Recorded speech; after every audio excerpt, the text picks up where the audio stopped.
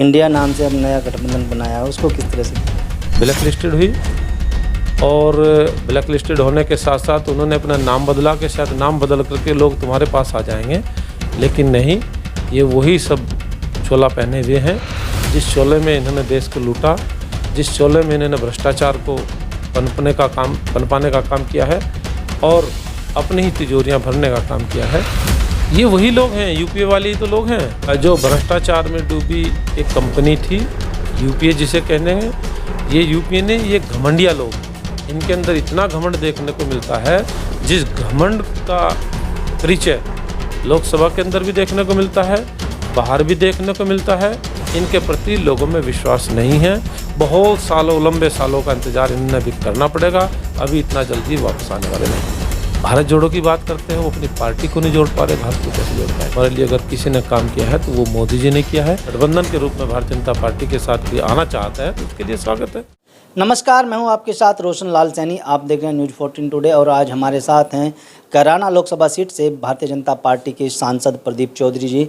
इनसे बात करेंगे, जानने की कोशिश करेंगे जिस 2024 का चुनाव नज़दीक है और उसकी क्या कुछ तैयारियां चल रही हैं, विपक्ष क्या कर रहा है, क्योंकि जो विपक्ष है उन्होंने अब यूपीए से इंडिया के नाम से जो अपना नया गठबंधन तैयार किया, उसको लेकर क्या कुछ कहेंगे, मणिपुर की घटना को लेकर क्या कुछ कहेंगे, तमाम मुद्दे हैं। इन पर बात करने के लिए हमारे साथ हैं प्रदीप चौधरी जी। सांसद साहब, आपका स्वागत है न्यूज़ 14 टुडे में। सबसे पहले यही सवाल है कि जिस तरह से अब 15 अगस्त आ रही है, क्या कुछ कहेंगे, क्योंकि 15 अगस्त का घर घर तिरंगा फहराने का एक आह्वान भी किया गया। धन्यवाद रोशन लाल जी, आपका भी स्वागत और आपकी टीम का भी स्वागत।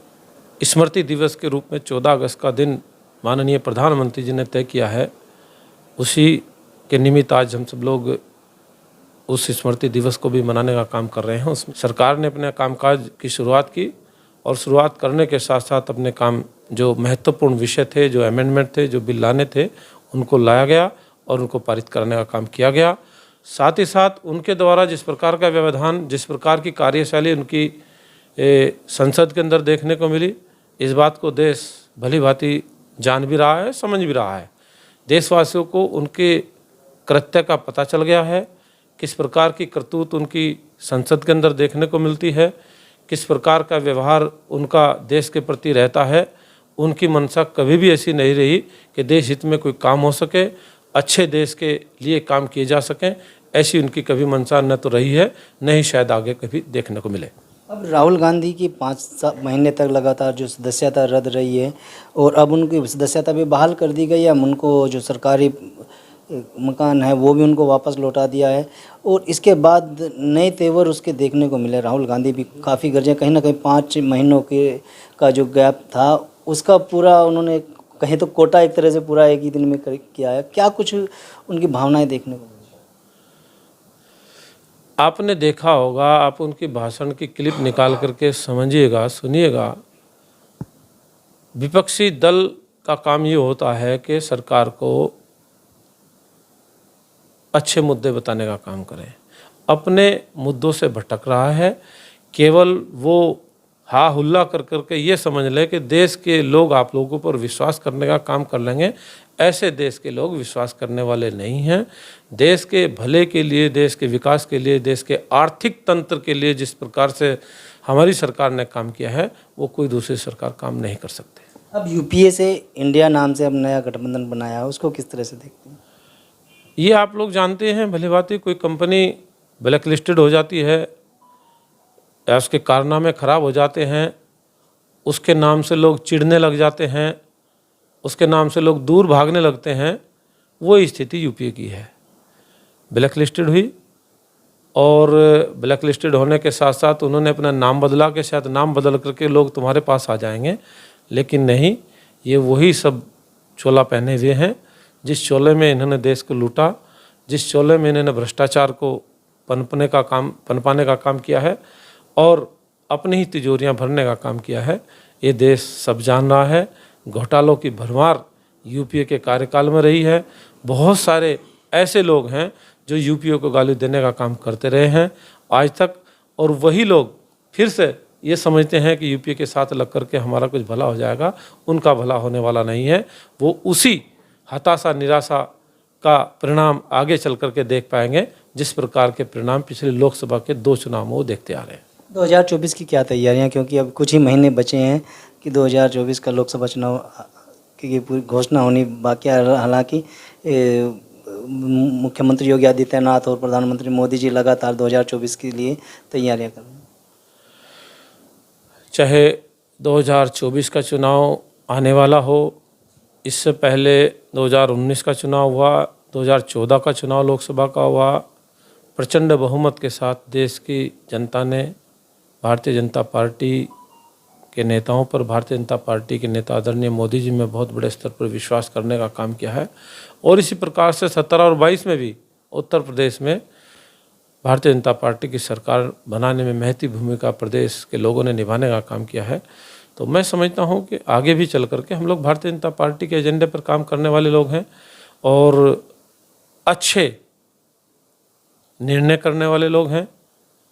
देश के हित में बेहतर निर्णय हो सके ऐसी योजनाएं सरकार ने देने का काम किया है, जिन योजनाओं का अंतिम छोर तक बैठने वाले व्यक्ति तक लाभ पहुंचा है।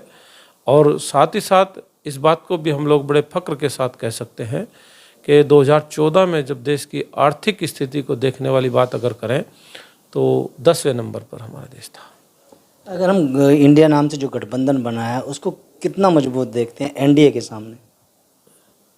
ये वही लोग हैं, यूपीए वाले ही तो लोग हैं, ये अलग नहीं है, केवल वही हैं। अपनी जो भ्रष्टाचार में डूबी एक कंपनी थी यूपीए जिसे कहते हैं, ये यूपीए ने, ये घमंडिया लोग हैं। इनके अंदर इतना घमंड देखने को मिलता है, जिस घमंड का परिचय लोकसभा के अंदर भी देखने को मिलता है, बाहर भी देखने को मिलता है। इनके प्रति लोगों में विश्वास नहीं है, लोगों का विश्वास इनके ऊपर से उठा हुआ है।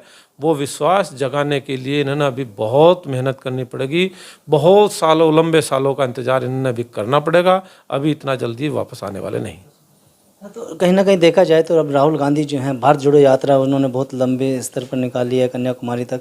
तो किस तरह से उस यात्रा को देखेंगे, क्योंकि तमाम लोग उसके साथ जुड़ने का काम किया, चाहे वो जो अभिनेता हों या फिर अन्य लोग हों, बहुत सारे लोग जोड़ने का उनको दावा कर रहे हैं। ये भारत जोड़ो यात्रा के नाम से यात्रा निकालने का जो काम किया गया है, इससे जुड़ने वाले नहीं हैं।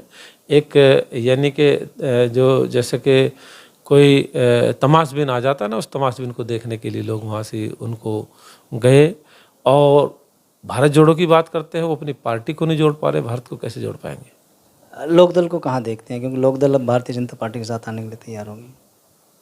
भारतीय जनता पार्टी की आस्था में, भारतीय जनता पार्टी की रीति नीतियों में अगर अपने आप को विश्वास जताने का कोई काम करता है, उसके लिए हर किसी का स्वागत है।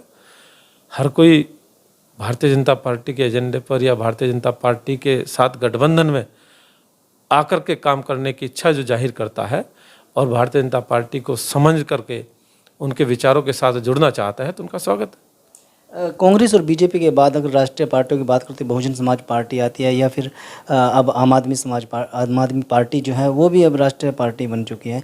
तो इन दोनों को कहाँ देखते हैं आप लोग? ये सभी लोग अपने अपने एजेंडे पर काम करने वाले लोग हैं। तो आप देख ही रहे हैं कि किस प्रकार का हश्र लोकसभा के चुनाव में इन पार्टियों का हुआ है, और मैं समझता हूँ कि आगे भी इसी प्रकार का परिणाम आएगा। और मोदी जी ने बहुत ऐतिहासिक काम किए हैं, जो देश के लोग बहुत अच्छे तरीके से जान चुके हैं। देश के लोग ये समझ चुके हैं कि हमारे लिए अगर काम कोई कर सकता है, हमारे लिए अगर किसी ने काम किया है तो वो मोदी जी ने किया है। आप लोग देख पा रहे हैं कि मैं भी बताना चाह रहा था कि देश की आर्थिक स्थिति 10वें नंबर पर थी 2014 में। 2014 से 9 तक का जो कार्यकाल रहा, 10वें नंबर से निकाल करके 5वें नंबर पर लाने का काम किया है। देश की जनता हम लोगों को 2024 के बाद फिर से भारतीय जनता पार्टी पर विश्वास करने का काम करेगी, आदरणीय मोदी जी पर विश्वास करने का काम करेगी। तो निश्चित रूप से आने वाला समय भी इस देश के लिए बेहतर होगा और देश का आर्थिक तंत्र टॉप के 3 नंबर में होगा। तमाम दल अब इंडिया के साथ जा रहे हैं। अभी बसपा की जो मायावती हैं, अभी उनका कोई शस्त्र नहीं देखा जा रहा है। तो कहाँ देखते हैं, कहीं बीजेपी के साथ आने की चांसेस लग रहे हैं मायावती के?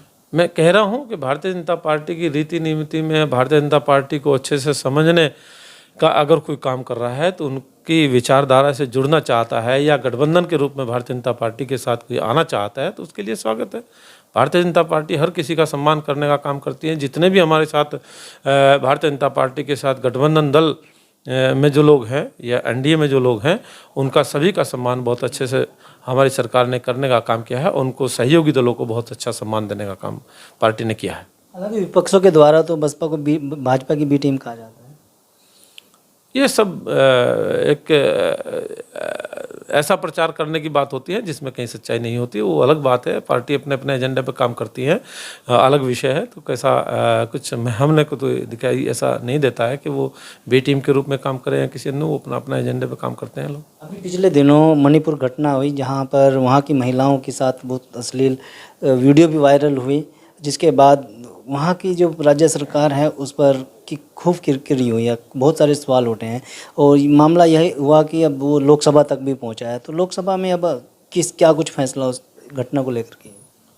वहाँ की घटना निंदनीय है, बड़ी चिंताजनक घटना है। ऐसी घटना कहीं भी नहीं होनी चाहिए और हमारी सरकार पहले दिन से ही सतर्क रही है और लगातार मॉनिटरिंग करने का काम करते रही है। आदरणीय गृह मंत्री लगातार देखरेख में उनकी मणिपुर रखा है और माननीय प्रधानमंत्री जी भी बड़े सजग होकर करके प्रधानमंत्री जी के बारे में आदरणीय गृह मंत्री जी ने पार्लियामेंट में बताने का काम किया कि हमें 4 बजे उन्होंने फ़ोन किया है। लगातार देखते रहे कि भाई कहीं कोई अप्रिय घटना ऐसी ना हो जाए, जो हो गया उससे हम लोग कैसे सावधानी बरतते हुए कैसे मणिपुर को ठीक करने का काम किया जा सके।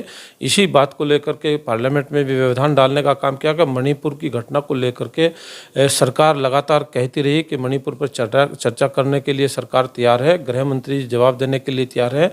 लोकसभा अध्यक्ष जी हमारे ओम बिरला जी लगातार कहते रहे मणिपुर पर चर्चा सरकार करना चाहती है, आप चर्चा में भागीदारी अपनी करने का काम करिएगा, आइए और अपने विचार रखने का काम करिए, जो भी बेहतर परिणाम हो सका उसको निकालने का काम करेंगे। लेकिन विपक्ष मणिपुर को लेकर के राजनीति करने का काम करता रहा।